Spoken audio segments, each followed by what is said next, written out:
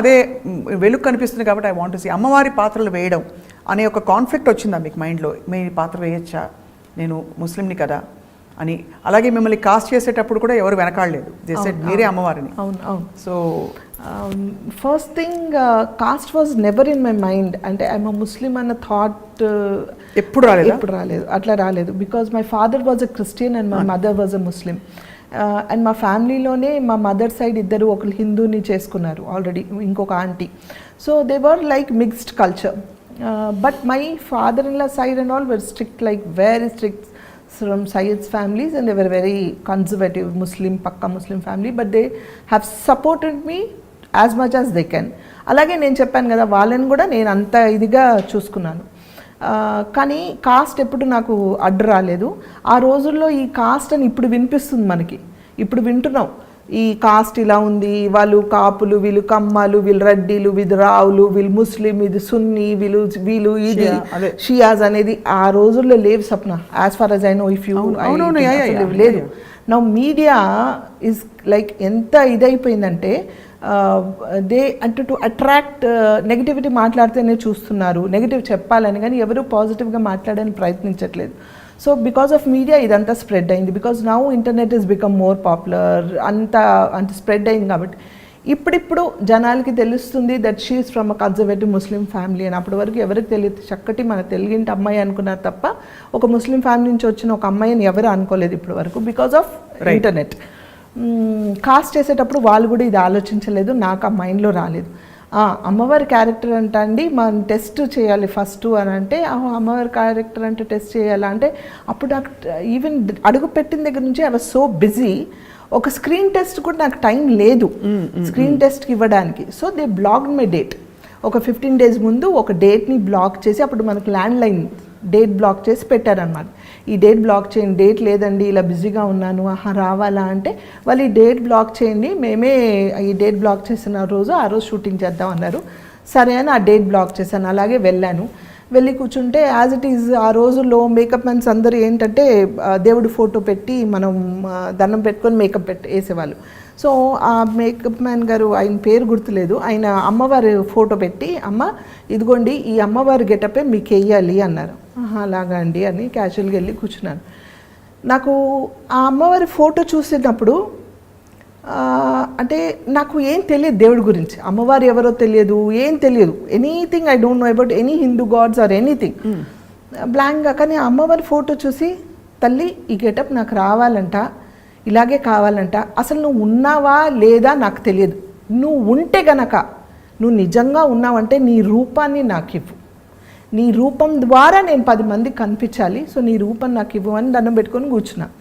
అయిపోయింది, ఇంకో గంట అవుతుందిగా మేకప్కి వేశారు, అంతా అయిపోయింది. చూస్తూ ఉన్నాను, నాకేం తెలియదు, ఐఎమ్ బ్లాంక్. చూసుకున్నాను, బాగుందని వాళ్ళే అనుకుంటూ ఉన్నారు. అంతా అయిన తర్వాత ఆయన సురేష్, నాగబాల సురేష్ గారు అనమాట, అప్పుడు నాకు ఈ క్యారెక్టర్ ఇచ్చింది, ఆయన చేశారనమాట. ఆయన పిలిచారు లోపలికి రండి అనేసి.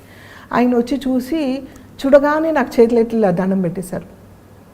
పెట్టగానే ఐ వాజ్ షాక్డ్, ఏంటి అని అందరంటే ఆయన ఇలా చెప్తే, ఆయన ఒక వెళ్ళి కొబ్బరికాయ తీసుకొచ్చారు ఒక ఆయన. ఇమ్మీడియట్గా వాళ్ళు కొబ్బరికాయతో దిష్టి తీసి కొట్టి, అమ్మ యు ఆర్ ఓన్లీ అవర్ గాడెస్ట్ అని చెప్తే నాకు అసలు గూస్ బంప్స్ వచ్చాయి. I couldn't like understand what is what. అప్పటి నుంచి నేను అమ్మవారిని నమ్మడం స్టార్ట్ చేశాను. నువ్వు ఉన్నావని కదా నీ రూపంలోకి వచ్చింది. అండ్ ఎంతమందికి అందరు వైవిజయ్ గారి కజన్ వచ్చింది, వైవిజయ్ వాళ్ళ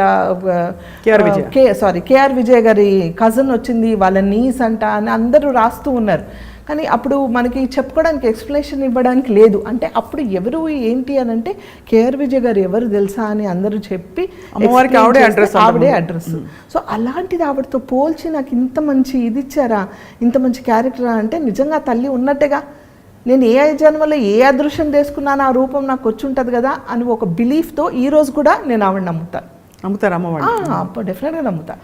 అండ్ ఆల్సో ఐ థింక్ మీరు తిరుమల కూడా వెళ్తూ ఉంటారు తరచు, తిరుమల కొండ. ఎస్, మీతోనే వెళ్ళాను కదా, నడుచుకుంటూ వెళ్ళాను. ఒకసారి మా స్టాఫ్ అందరిని తీసుకొని నడుచుకుంటూ వెళ్ళాలని కోరిక అనమాట నాకు. మామూలు దర్శనాలకైతే ఎప్పుడు చాలాసార్లు వెళ్ళాను. ఒకసారి రాఘవేంద్ర రావు గారు వాళ్ళ సీరియల్ చేసేటప్పుడు ఆయన కపుల్స్ వెళ్ళాలి, ఇద్దరు మొగుడు పిల్లలు వెళ్ళాలి. ఒకసారి సడన్గా ఆయన ఫోన్ చేశారు, రాఘవేంద్రరావు గారు ఫోన్ చేయడం ఏంటి నాకు, నేను టెన్షన్ పడుతూ సార్ సార్ సార్ చెప్పండి సార్ అంటున్నా. మీ వారు ఉన్నారమ్మా ఇంట్లో అన్నారు. ఉన్నారు సార్ అంటే ఒకసారి ఇస్తావా మాట్లాడతానంటే సార్ ఆయన చాలా మొహమాటం, మా వారు మాట్లాడరు, ముందుకు రారు, కెమెరా ముందు రారు, ఎవరితో మాట్లాడరు. సార్ ఆయన కొంచెం మొహమాటం, పర్లేదు చెప్పండి సార్ ఏంటంటే ఇలా వాళ్ళు టీటీడీ వాళ్ళు రమ్మన్నారమ్మా, కపుల్స్ పిలుస్తున్నారు, మరి మా ఆదిపరాశక్తి నువ్వే కదా, దాని క్యారెక్టర్ చేశాను అనమాట. సో మా ఆదిపరాశక్తిని నేను పంపించాలి కదా, ఆ మా ఆదిపరాశక్తినే నన్ను రమ్మన్నారు, వాళ్ళ వైఫ్ అండ్ హస్బెండ్ రమ్మన్నారు, నేను వెళ్ళను, నా ఆదిపరాశక్తిని వాళ్ళ ఆయన్ని ఇద్దరిని పంపించాలని. ఆయన వెళ్తారా మరి నమ్ముతారంటే నమ్ముతారు సార్, అలా ఏం కాదు, కానీ వస్తారో రారో తెలియదు, ఒకసారి కనుక్కుంటానండి అంటే లేదు లేదు నువ్వు ఫోన్ నేను మాట్లాడతా అన్నారు. ఆయన అంటే అంటున్నారు, ఆయన బతుకురు అని నేను సార్ నమస్తే సార్ అని ఆయన మాట్లాడుతున్నా. దేఖో ఆప్ జానా సార్ ఠీకేనా, ఆయన హిందీలో మాట్లాడు, ఠీకే ఓకే సార్ అని నేను చెప్పాను. अरे क्या चाहिए ऐसा लेकर के दे देते फ़ोन आप मेरे को, अरे फिर पूछ रहे मैं क्या बोलती हूँ उनको, बोल के नहीं है बोल देना था घर में, कैसा बोलते घर में आप घर में చేయనా అన్నాను నేను. అని అంటే ఇప్పుడు వెళ్ళాలంటే ఇట్లా నాకు డీటెయిల్స్ వెళ్ళి సడన్ చెప్తున్నా, నాకు తెలియదా, మనీ ఆత you take your kids and go, or ఎవరైనా తీసుకెళ్ళి నేను రాను అన్నారు. సార్ రానంటున్నారు కదా అని ఊరుకున్నాను. తర్వాత ఏమైందో తెలియదు. ఆఫ్టర్ 2 days వాళ్ళ మేనేజర్స్ కాల్ చేశారు, టికెట్స్ బుక్ చేయాలమ్మా మిమ్మల్ని పిలుస్తున్నారు అంటుంటే క్యాజీ వాళ్ళకి బార్ బోల్ రే కపుల్స్ జానా కతేనా తుమ్మ ఎవరైనా తీసుకొని వెళ్ళేదాన్ని, కపుల్స్ రావాలంటున్నారు అని అంటే ఆయన ఆలోచించి సరే ఠీకే దేఖో ఓకే బోలో అని అంటే ఓకే చెప్పి బుక్ చేశారు. ఆ రోజుల్లో టీటీడీ ఛానల్కి అందరు సీరియల్స్ చేస్తున్నారు. సో అందరు ఎవరెవరైతే సీరియల్స్ చేస్తున్నారో ఆ సీరియల్స్ చేసే వాళ్ళందరూ డైరెక్టర్ వాళ్ళ వైఫ్ లేకపోతే ప్రొడ్యూసర్ వాళ్ళ వైఫ్ అలా వస్తూ ఉన్నారు.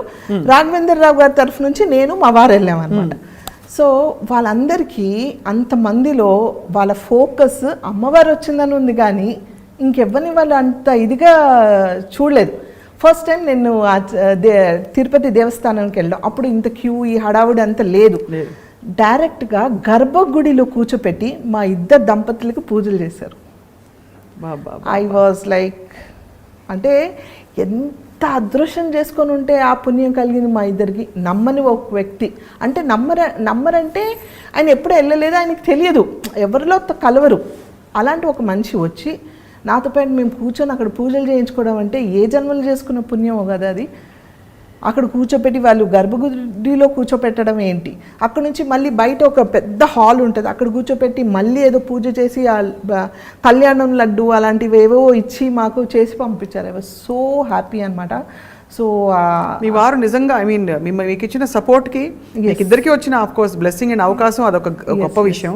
మీ వారు మీకు ఇచ్చిన సపోర్ట్ కూడా చాలా అద్భుతం. నో డౌట్ ఈజ్ 100% సపోర్టివ్, 100 ఈ విషయంలో వద్దని మాత్రం అనరు.